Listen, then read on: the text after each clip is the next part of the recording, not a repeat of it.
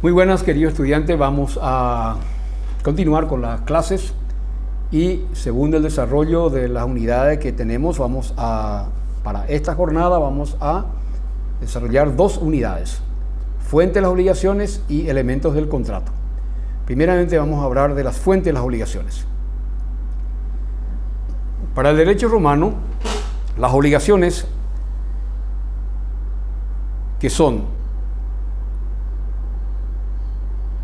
acuerdos que llegan acreedor y deudor para realizar el deudor una determinada prestación, y esta prestación está obligada a su cumplimiento. Esa es la obligación en sí. Siempre estamos repitiendo el mismo concepto.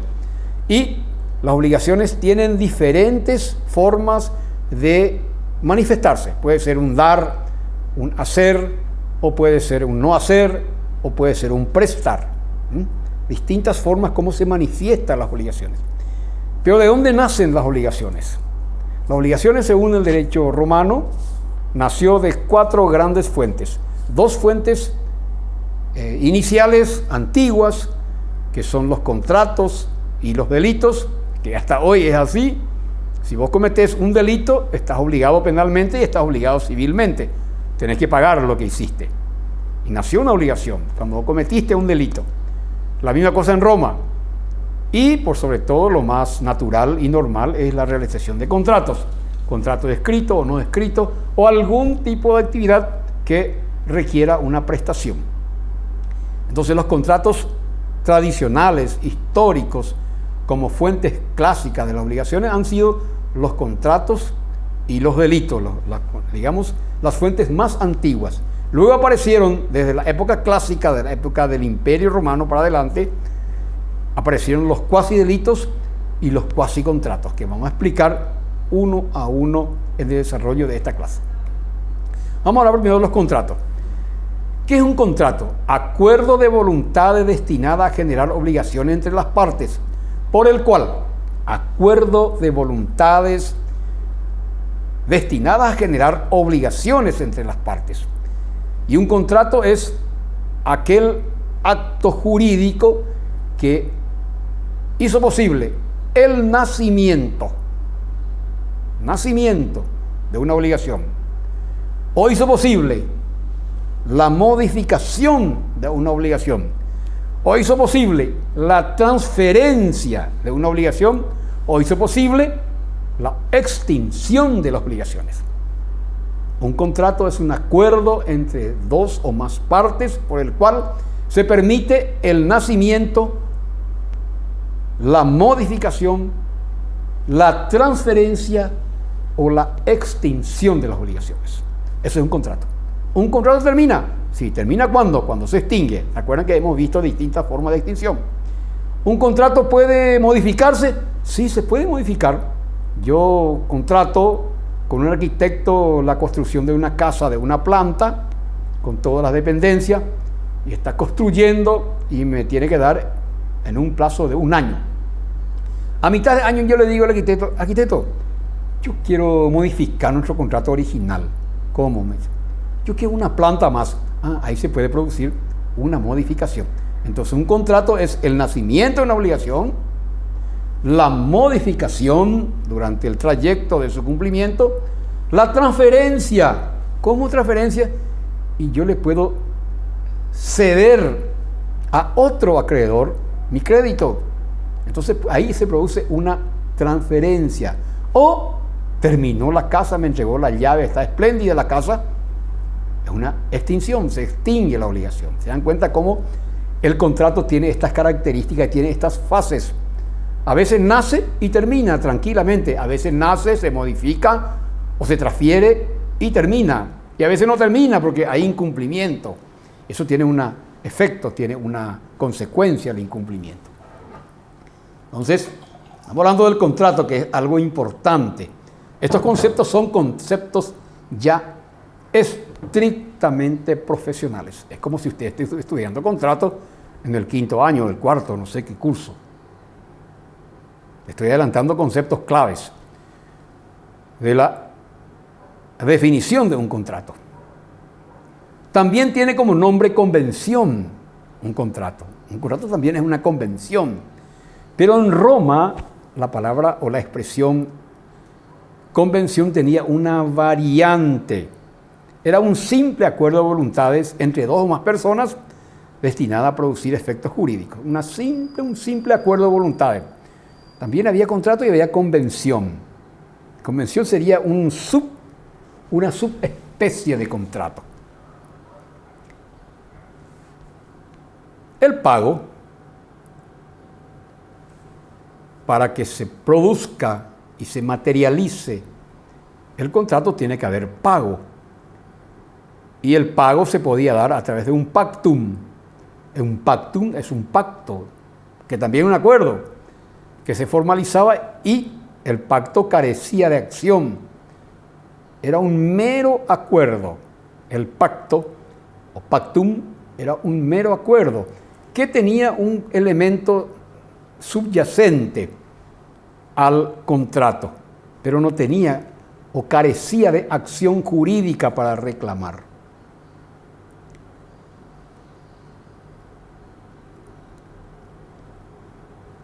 Los contratos podían ser accesorias, solemnes, no solemnes, aleatorios, conmutativos. Las clases de contratos, estamos hablando ya las formas cómo se manifestaban los contratos. Un contrato principal, ¿cómo es un contrato principal y cómo es un contrato accesorio? Y voy a explicar. Un contrato principal, por ejemplo, tiene que ver con el préstamo de dinero. Yo necesito dinero, préstame 10 millones. Si te ya prestamos, firmar un contrato. Puede ser verbal también, que puede servir sin problema. Y el contrato principal es el préstamo de dinero. Y había también contratos accesorios, como que dependían una variante del contrato que dependía de lo principal. ¿Y cuál sería el accesorio? Y un contrato de préstamo prendario. Yo te voy a dar 10 millones, pero vos déjame tu reloj aquí, tu reloj Omega. Vos me dejas hasta que me pague, yo te devuelvo. Ese es un elemento accesorio. Es un acuerdo accesorio. Había contratos solemnes y había contratos no solemnes. Solemne quiere decir de una alta formalidad. Y solemne viene de solere, del latín solere, que quiere decir sancionada, un contrato sancionado por las costumbres. Aparte de ser formal, estaba sancionado por las costumbres, o sea, tenía un efecto fuerte porque las costumbres la modelaron. Un contrato jurídico típico era el casamiento. Hasta hoy es formal, tiene su forma. La presencia de los contrayentes, los testigos, firman los testigos, pero eso es la formalidad, pero aparte es la solemnidad que tenía un aditamento mucho más fuerte. Y había contratos meramente no solemnes, meramente formales, no solemnes.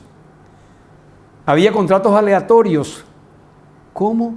Sí, alea quiere decir suerte. Un contrato de préstamo, de juego, por ejemplo, es un típico contrato aleatorio porque está sujeto a un aspecto o una cuestión que tiene que ver con el azar. Yo compro el billete y si yo quito el número que se cantó, yo tengo derecho a reclamar. Es un contrato aleatorio. Conmutativo, que se cambia uno con el otro. Son tipos de contratos también intercambiables de objetos. El contrato en Roma ha tenido una serie de pasos históricos que ha ido cambiando con el tiempo. En la época primitiva el contrato era bien limitado y estaba establecido por contratos formales muy fuertes. Por ejemplo, la venta de inmuebles, la venta de esclavos, la venta de bienes que eran muy propios de la labranza, de bueyes, de carros, se hacían por sistemas muy formales, muy visibles, y se hacían por los medios de un portabalanza, testigos, es decir, bienes que eran muy apreciados. Hasta hoy tenemos más o menos esa modalidad. Si yo quiero comprar hoy un inmueble, me tengo que ir junto a un escribano a hacer todo un trámite. Quiero comprar un auto, que es la misma cosa. Tienen un valor muy fuerte. Pero yo puedo comprar un reloj Rolex que cuesta $100,000, o un reloj muy caro, o 100,000, 80,000, 20,000, 15,000. Dame boleta y ya está. O sea, hay cosas tan valiosas que tienen otro tipo de formalidad muy, digamos, sin muchas vueltas. La misma cosa era en Roma también. Hasta que aparece la Jus Gentium, es el derecho de relacionamiento que tenía Roma con sus pueblos dominados, introdujo ciertos tipos de contratos que no tenían demasiada formalidad. ¿Y qué era? La compraventa. Esta compraventa que nosotros tenemos hasta hoy, que compramos cualquier cosa sin necesidad de ir a un escribano,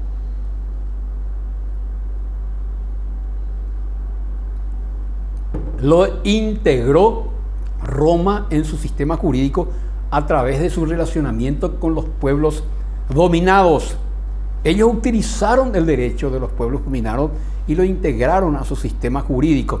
Y es el caso de los contratos no formales, contratos de carácter meramente que tienen que ver con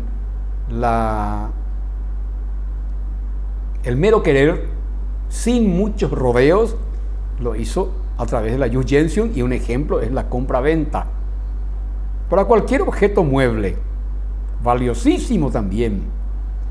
Y en la época justinianea ya aparece el concepto importante de la autonomía de la voluntad, que está previsto en el 715 de nuestro Código Civil. Si ustedes miran el 715, habla ahí del principio de la autonomía de la voluntad.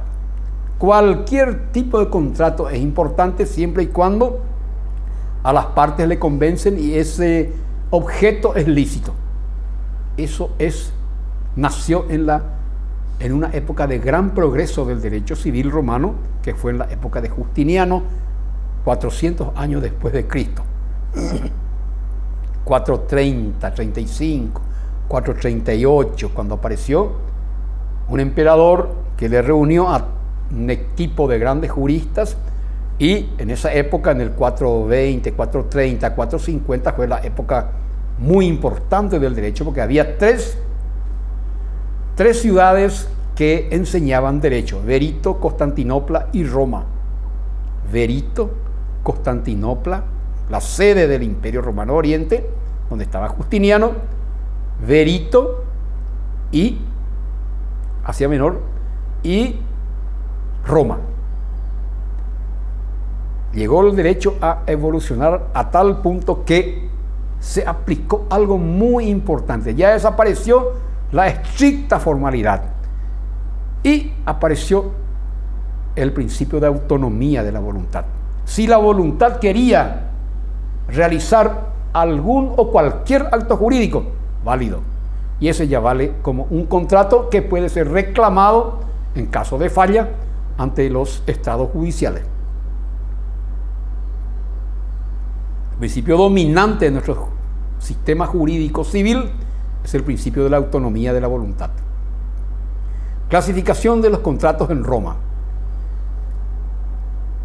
Los contratos se clasificaban en contratos re, verbis, solo consensus,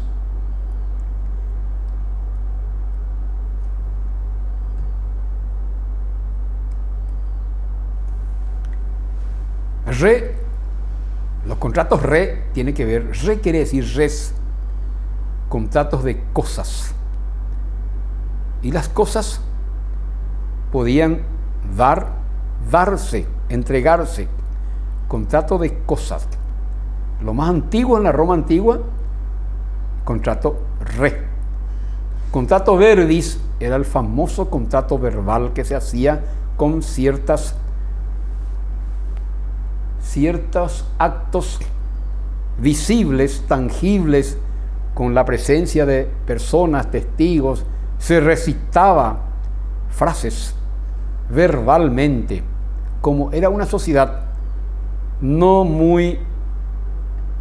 como una sociedad que no tenía personas que leían y escribían todo, no, una fracción mínima sabía leer y escribir, porque no había escuela, no había colegio, no había.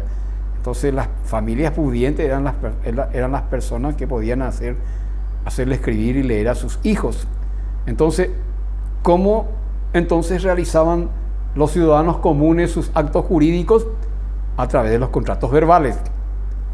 Y apareció después solo consensus, los contratos consensuales. Es decir, por el mero consentimiento, sin necesidad de expresiones de fórmulas verbales ni de actos teatrales que daban seguridad jurídica. Entonces, eso fue la evolución en Roma. Los contratos de cosas, los contratos verbales y los contratos de mero consentimiento o solo consensus, sin necesidad ya de actos formales visiblemente fuertes o propios. Bastaba el consentimiento. En la doctrina clásica, en el siglo I y II después de Cristo, aparecen los contratos unilaterales, los contratos bilaterales o sinalagmáticos, los contratos onerosos, los contratos gratuitos, los contratos principales, que tenían diferentes formas de manifestaciones. ¿Cuál sería un contrato unilateral? ¿Puede darse un contrato unilateral? Sí, se puede. Se puede. Un contrato unilateral típico es la redacción de un testamento. El testamento escrito le dejaba bienes a un heredero. No dependía del heredero, directamente solo de él. Entonces, ese es un tipo que apareció, un contrato unilateral. Aparentemente es contradictorio decir contrato unilateral. No es contradictorio. Los contratos pueden ser bilaterales, multilaterales o unilaterales. Hasta hoy día aparecen los contratos bilaterales o sinalagmáticos. Son aquellos contratos por los cuales los contratos entran en vigencia de dos personas y que estos contratos le otorgan igualdad de obligaciones recíprocas. Eso quiere decir sinalagmático, contratos donde aparecen obligaciones recíprocas. Otro ejemplo de contrato unilateral es el préstamo de dinero. Es típicamente unilateral. ¿Cómo? Yo entro en contacto, le presto a Jorge, aquí el joven cameraman, 10 millones de guaraníes. ¿Es unilateral o bilateral? Es unilateral. El único obligado es Jorge porque me tiene que devolver el dinero. Un contrato unilateral. Yo no estoy obligado, yo soy acreedor, yo no estoy obligado con él. Él es el que está obligado. Préstamo de dinero es unilateral. Bilateral es cuando se da obligaciones compartidas tanto del uno o del otro. Por ejemplo, compra-venta. Compra-venta es un contrato bilateral sinalagmático. ¿Qué quiere decir eso? Tanto el vendedor como el comprador tienen obligaciones. ¿Qué obligación tiene el comprador? Pagar el precio. ¿Qué obligaciones tiene el vendedor? Entregar la cosa. Y esa entrega tiene que estar garantizada con la posesión pacífica. Nadie le debe molestar. Nadie le puede decir, che, tráeme mi cosa aquí, ese no es tuyo. Ah, anda a hablar con mi vendedor. Él me vendió esto. Entonces, hay ciertos contratos que tienen obligaciones compartidas. Y las obligaciones compartidas se le denomina en derecho obligaciones sinalagmáticas. Sinalagma quiere decir obligación compartida. Hay obligaciones onerosas y hay obligaciones gratuitas. Las obligaciones gratuitas son aquellas obligaciones que no implican costos. ¿Cómo es eso? ¿Y cómo es oneroso? Y una obligación onerosa es cuando alguien tiene que pagar. Onero quiere decir, en latín quiere decir cargo, quiere decir obligación. Y hay obligaciones gratuitas, como por ejemplo, sí, donar es una obligación gratuita. Yo dono 100 millones de guaraníes y yo doy. Eso no es doy porque quiero, estoy donando. Entonces son contratos gratuitos. Hay contratos onerosos, cuestan dinero, cuestan plata, quiere decir eso. Hay obligaciones principales, ya expliqué una obligación principal y una obligación accesoria. Préstamo de dinero es una obligación principal y si está pidiendo una garantía de un bien y una garantía prendaria, deja algo hasta que pague todo. La garantía prendaria es accesoria, porque la principal es el préstamo de dinero.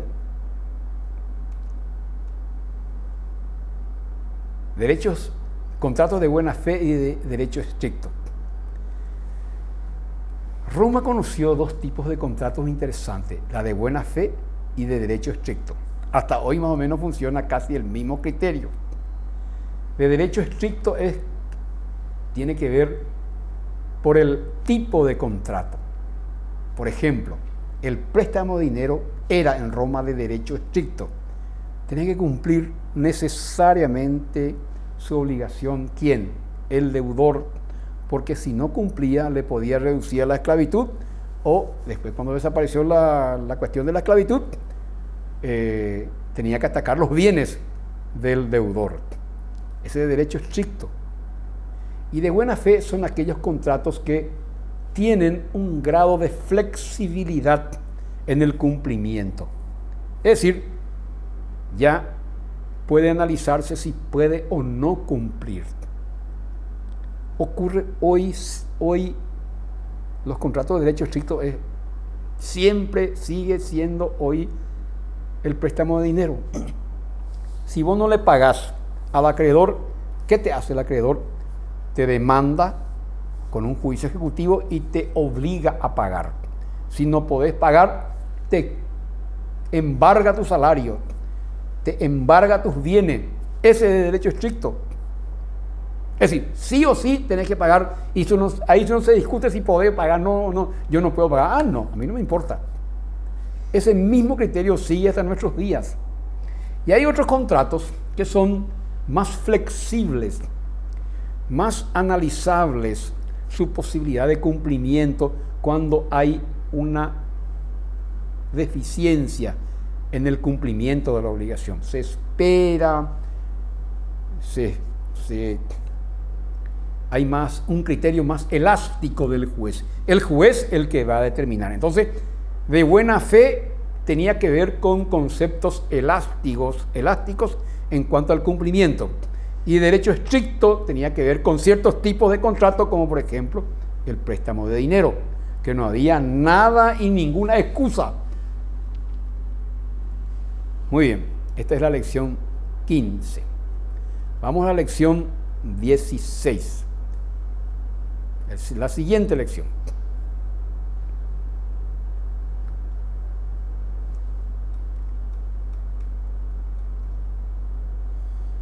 Elementos del contrato. Seguimos con el contrato.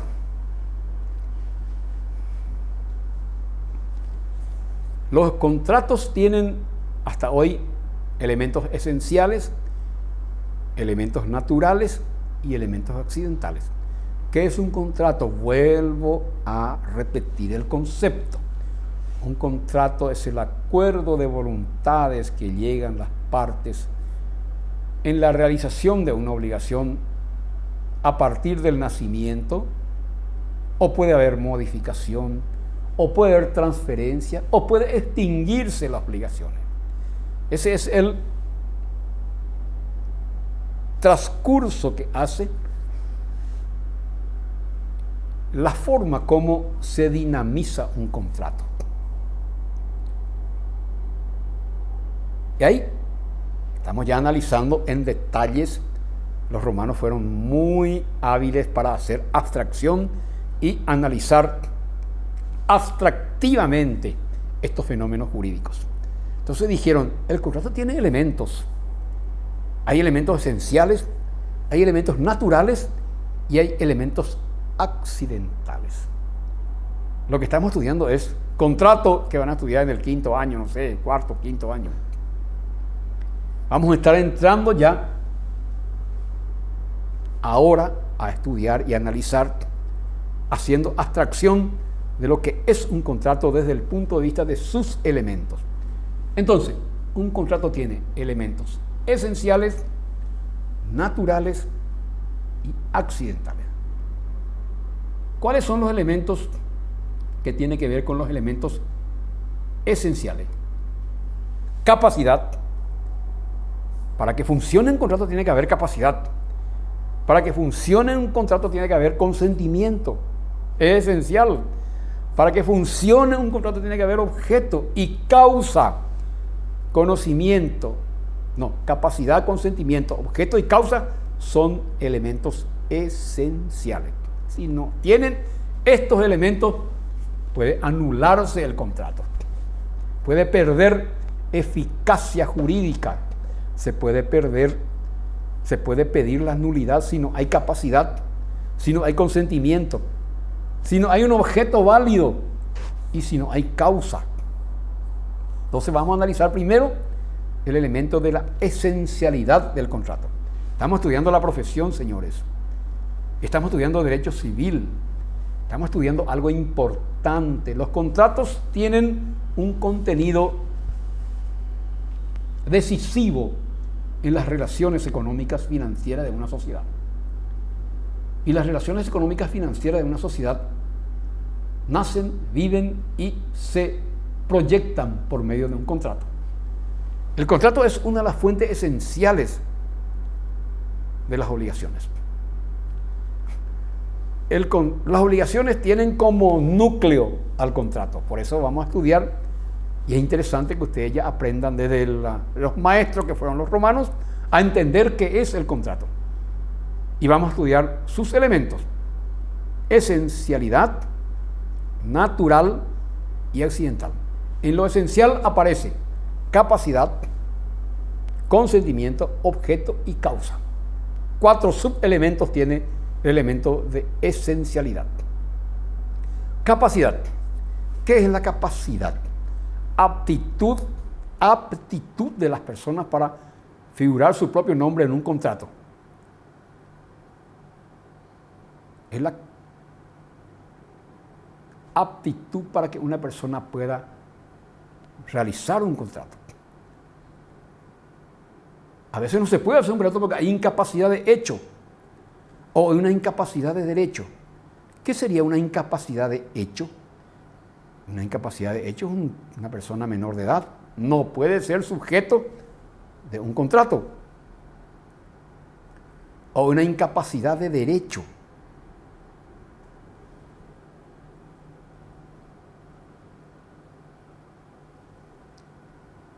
Es un incapaz de derecho.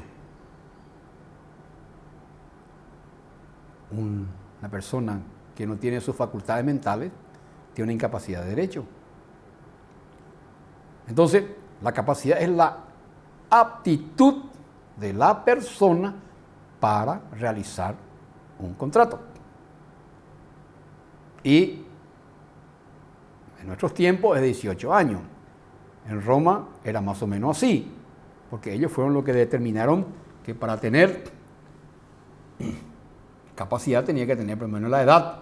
Aparte tenía que ser un sui juris o una aliena juris, podía actuar en nombre de su papá o su tutor. El otro elemento que tiene que ver con la esencialidad, es decir, el elemento esencial es el consentimiento. El consentimiento es el acuerdo de dos o más voluntades sobre un mismo punto de interés jurídico en los negocios jurídicos. Acuerdo sobre un mismo punto para realizar un negocio jurídico. Es el sí, es el acto volitivo de que quiere realizar el contrato. Ese es el consentimiento. A veces los contratos se perfeccionaban el contrato entre ausentes, no siempre se hace entre presentes. Hoy en día, gran parte de los negocios se hace entre ausentes. Compra de Amazon, compra de esos que venden Avon y más cosas, y sobre todo Amazon, se hace entre ausentes. No está presente ahí la otra parte. El oferente no está presente. A través de un intermediario uno paga, uno confía, le paga y te viene en un lapso de tiempo, te vienen las cosas. Así también funcionaba en Roma. El contrato entre ausentes nació en Roma. La aceptación no es dada en presencia de la otra parte y se hacía por cartas. Ahí está. Por cartas. Una carta enviaba. Cuando te llegaba la carta, la primera, y había 3 formas de perfeccionamiento de los contratos entre ausentes. Y siempre se hacía por cartas. Cuando te llegaba la carta de expedición, ahí se podía dar el perfeccionamiento. Otra es la teoría de la recepción, cuando te llegaba la mercadería. Y otra es la teoría del conocimiento. Te conoces por una carta, y ahí ya se perfeccionaba. Los actos jurídicos contractuales se perfeccionaban por cartas. Y podían ser por expedición, por recepción o por conocimiento. ¿Cuál es hoy en día el sistema de Amazon? Por recepción. Se perfeccionaba, pero tenía que pagar primero, pero se perfeccionaba cuando está recibiendo la mercancía. En Roma también apareció el sistema de la promesa unilateral. ¿Cómo es eso? Hasta hoy funciona este sistema y está en nuestro Código Civil. Su aceptación dependía de haberlo hecho en público. Y se llamaba promesa unilateral. Es un tipo de contrato. Pone un aviso: se me extravió mi gatito de nombre Misifus persa y voy a pagar a quien lo encuentre 2 millones de guaraníes. Porque tiene un valor económico y un valor afectivo. Los gatos siempre se pierden porque son tontos, pobrecitos. Salen, se escapan de su dueño porque como son vagos, y a veces cuando entran en celo se van a echar la gatita, ya no puede más volver el gato. Generalmente ocurre eso. ¿Y quién le agarra? ¿Quién lo toma? Y a veces si el gato es muy bueno, le lleva cualquier vendedor le puede llevar. O cuando el gato es viejo también, se pierde, no puede más retornar a su hogar. Entonces, ¿qué hacen los dueños? Los azorados dueños, o las criaturas que claman por su mascota querido, porque todos le amamos a nuestra mascota. Las mascotas son los seres más nobles y los más queridos que tenemos en nuestra vida, en nuestros hogares, ¿no? Le amamos a nuestra mascota. Y si se nos pierde, hacen promesa unilateral y te trae alguien la mascota. Vos tenés que pagar, está obligado porque hiciste una promesa pública. No querés pagar, se te puede demandar judicialmente. Así lo hacía en Roma. Pero ante una calamidad o ante una divinidad, dice, dependía de haberlo hecho en público la promesa unilateral, salvo que no pudo hacer en público y ante una calamidad, peste, terremoto, peste, pandemia, te dejo todo mis cosas guardadas y me estoy yendo, y cuando vuelvo le reclama. No hubo una promesa pública. Yo te voy a pagar lo que por guardarme mis cosas.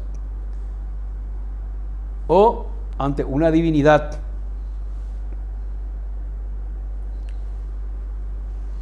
Hasta hoy funciona el valor de la promesa unilateral.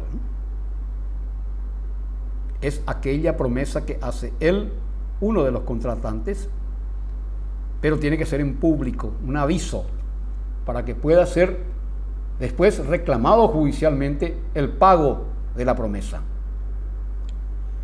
Contratos a favor de terceros. Los romanos no concebían que se podía hacer contrato a favor de terceros.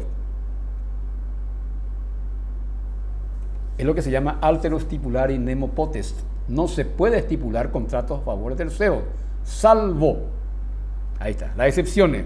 Locador. El locador, es decir, locador es el dueño de la casa que va a contratar con un locatario que va a alquilar. El vendedor puede pactar con el adquirente que si se vendía podría continuar como locador el mismo de siempre.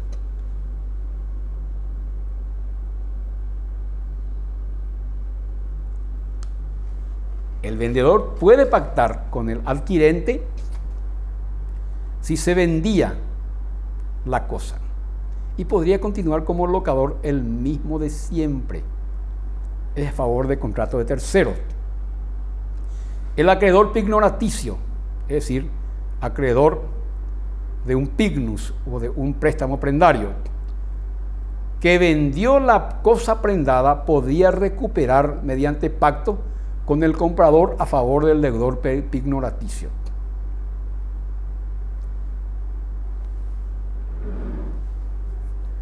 Alguien quiere dinero, yo le presto. El otro que quiere dinero me deja un reloj muy valioso.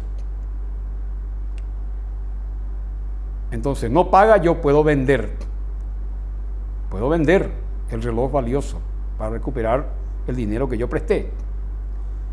Dice, el acreedor pignoraticio, es decir, el acreedor que tiene una cosa prendada del deudor, que vendió la cosa prendada, podía recuperar mediante pacto con el comprador a favor del deudor pignoraticio.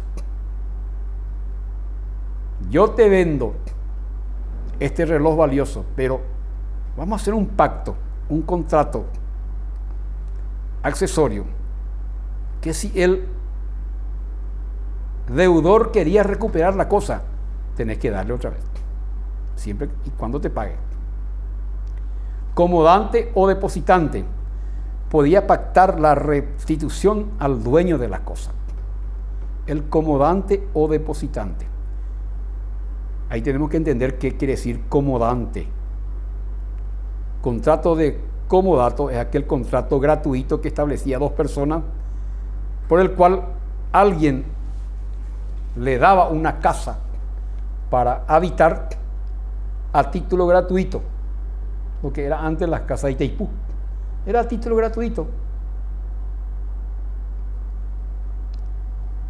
El comodante podía pactar la restitución al dueño de la cosa.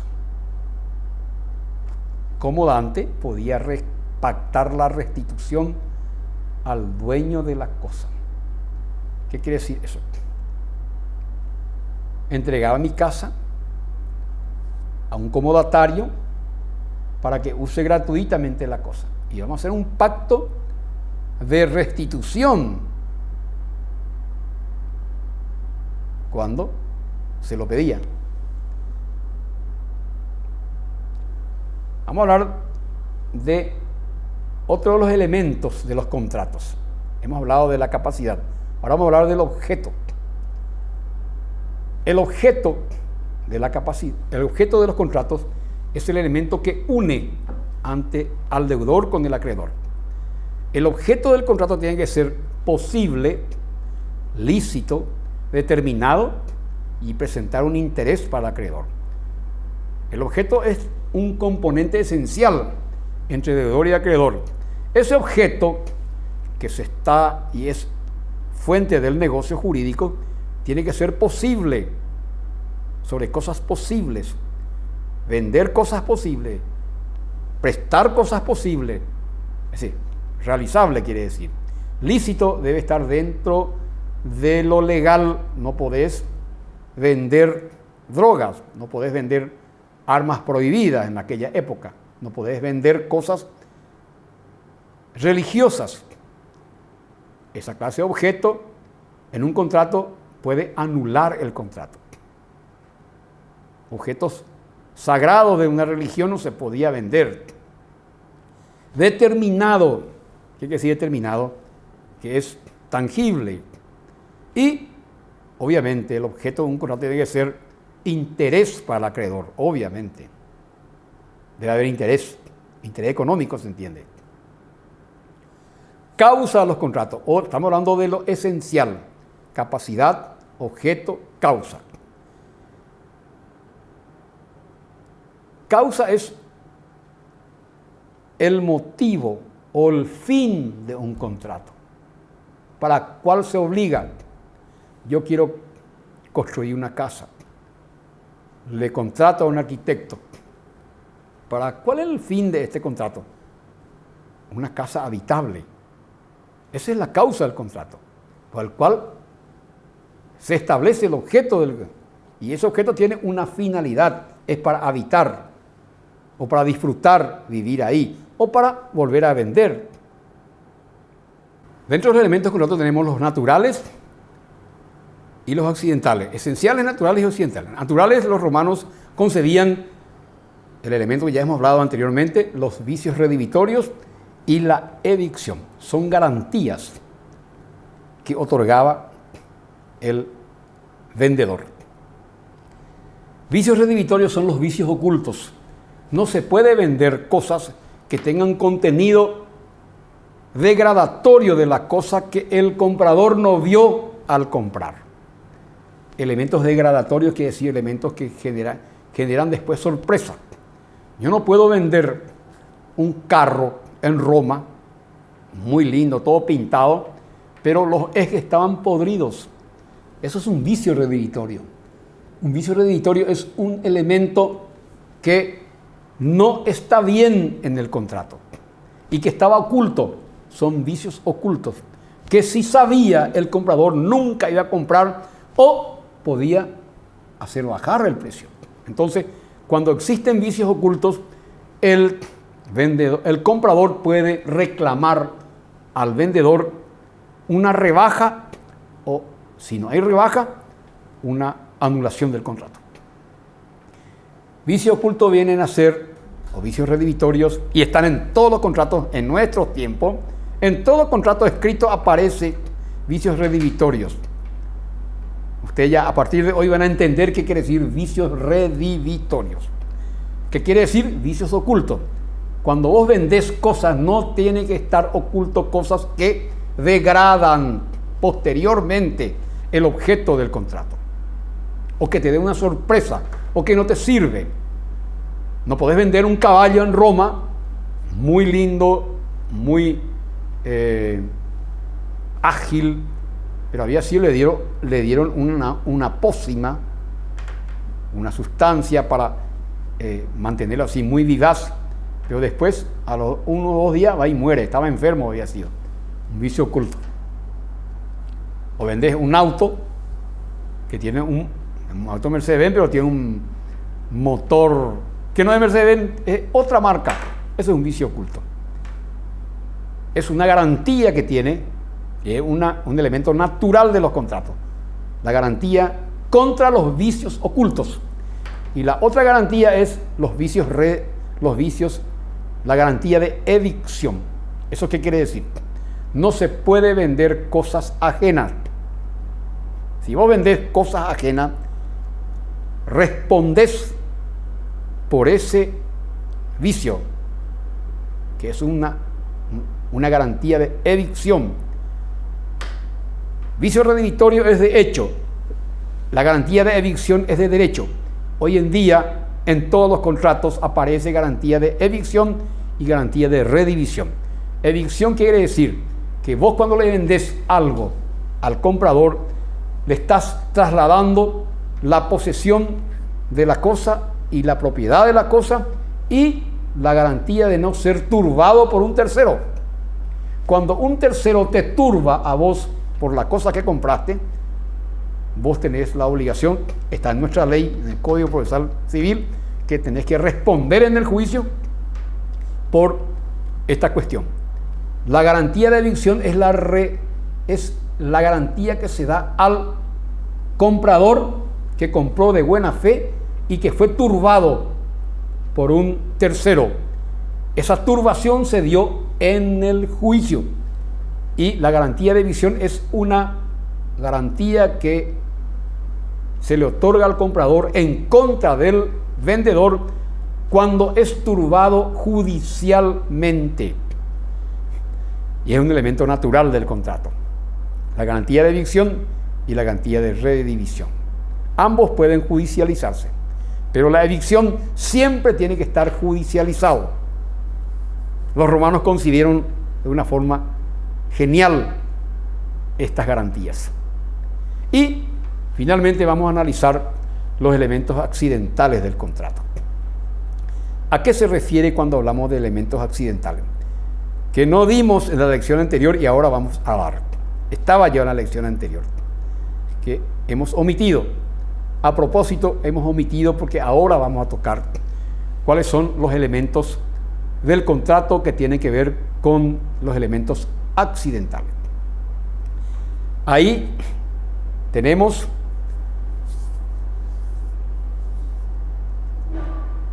algunos asuntos que ocurren en un contrato, unas variaciones en el contrato. Por ejemplo, alguien compra algo en un contrato bilateral y no puede pagar al contado, paga en porciones, en cuotas. Eso es plazo. Plazo es cuando se paga el objeto de un contrato a cuotas.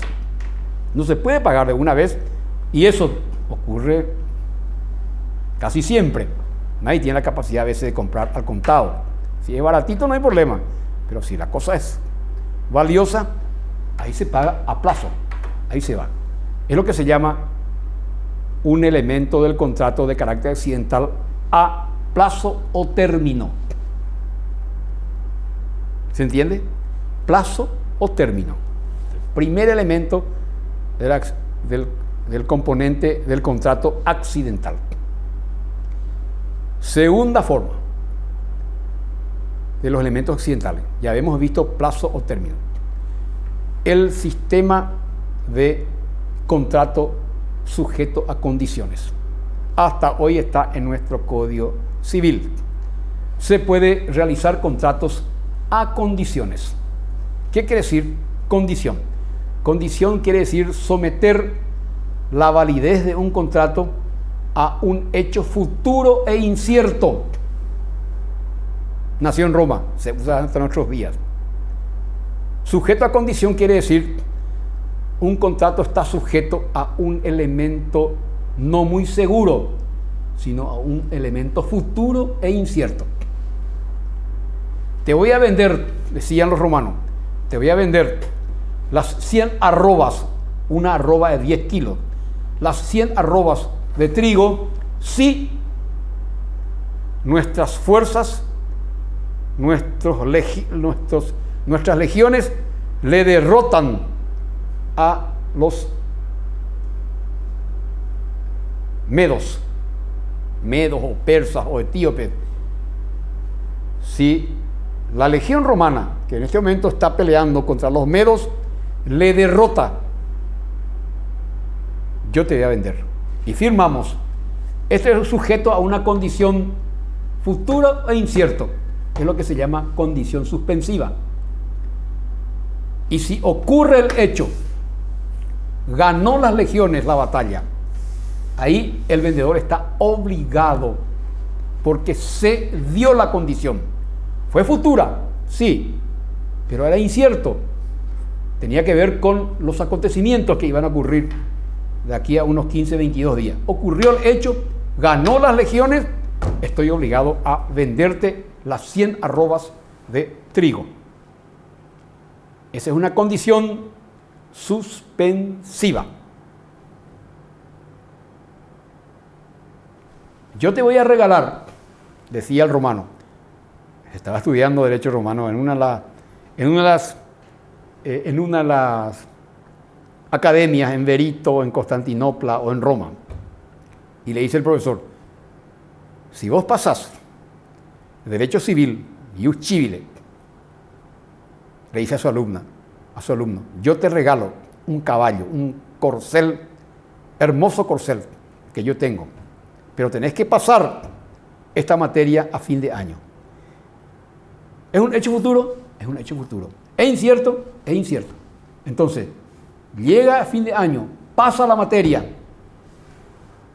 está obligado el profesor a entregar el corcel, el caballo de carrera, hermoso corcel, sí está obligado. Es una condición, un acto jurídico sujeto a una condición suspensiva. Y otra condición es la resolutoria. Hasta hoy está en nuestro código. Se da el mismo ejemplo. Yo te voy a dar este corcel, pero ahora ya te entrego. Te entrego este corcel y vos me vas a pasar la materia de ius civile. O va a ocurrir, de aquí a 22 días probablemente chocan nuestras legiones con los medos, o con los galos, o con los británicos de Britania. Si gana la legión con esa batalla que se viene, yo te entrego este caballo, te vendo este caballo, y si gana la batalla, ya quedó firme el contrato. Si se pierde la legión, vuelve otra vez conmigo. Es lo que se llama contrato sujeto a una condición resolutoria. Resolutoria ya se entrega, y la suspensiva se espera que ocurra el evento futuro e incierto.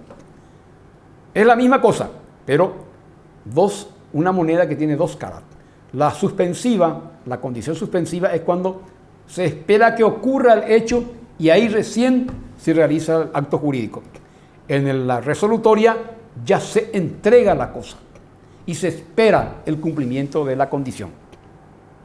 Hemos visto plazo, está sujeto, el plazo o término está sujeto, como le dije, cuestión de cuotas, está sujeto a un hecho futuro, pero cierto, sí o sí llega. De 1 al 5 me tenés que pagar.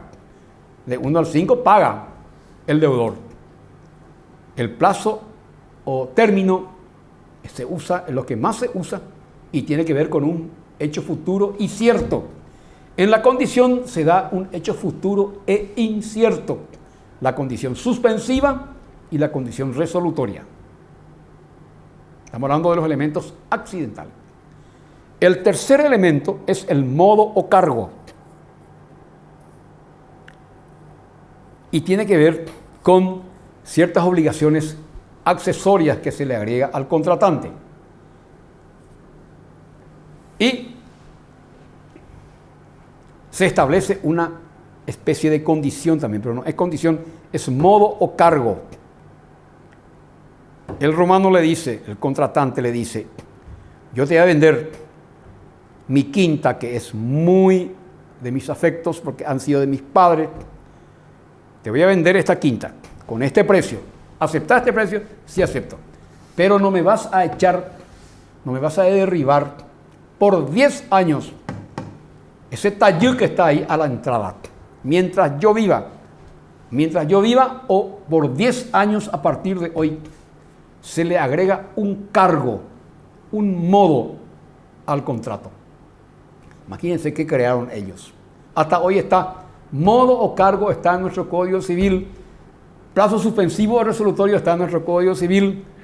Vicios redimitorios y evicciones está en nuestro Código Civil. Nos enseñaron los romanos y está en nuestro código. El modo o cargo es un elemento contractual de carácter accesorio que se agrega a un contrato y tiene que ver con una obligación que está que se le carga al deudor. Yo le vendí el romano le vendió por 200.000 sestercios la granja, con el cargo o modo de no derribar ese taller que tiene 200 años. Le vendió, hizo caso sin problema.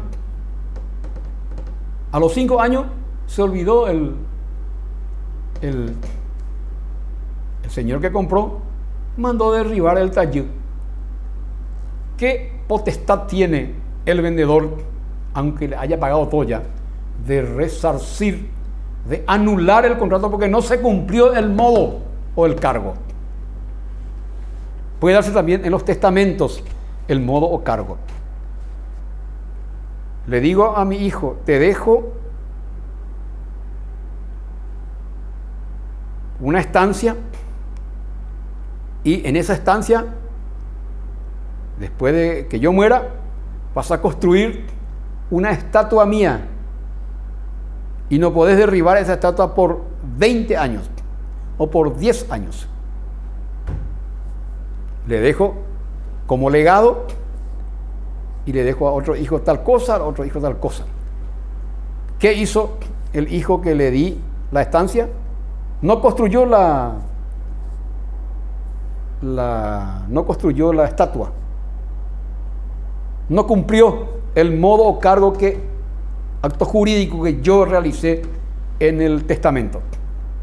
¿Puede perder la estancia mi hijo? Sí puede perder. ¿Quién le puede quitar los otros coherederos? Los otros hijos le pueden sustraer, le pueden quitar, le pueden anular la estancia, el legado que se le otorgó, porque no cumplió el modo o cargo. Entonces esa casa va a los 2 hijos, se reparten los bienes y él también queda una parte, pero él pierde la estancia. ¿Se dan cuenta cómo funciona el modo o cargo? ¿Cómo funciona la condición sujeto a un hecho futuro e incierto? O el plazo o término que se usa hasta nuestro día y lo más común. El plazo o término tiene que ver el elemento contractual que se establece en un tiempo futuro pero cierto. Llega de 1 al 5, tenés que pagar. La condición a un hecho futuro e incierto. Se escribe, se llena de acuerdo que si se cumple la condición, está obligado el contratante. Si no se cumple la condición, se perdió la batalla, no tengo obligación de venderte.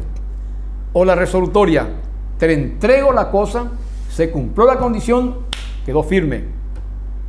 Pero se perdió la batalla, yo recupero la cosa. Esos son los elementos accidentales. Hemos hablado de los elementos del contrato. Los elementos esenciales: capacidad, consentimiento, objeto y causa. Los elementos naturales: contrato de evicción y contrato de evicción y de redivisión, que son garantías. Y los contratos que tienen elementos accidentales: plazo, modo o cargo y condición. Muy buenas noches. Gracias.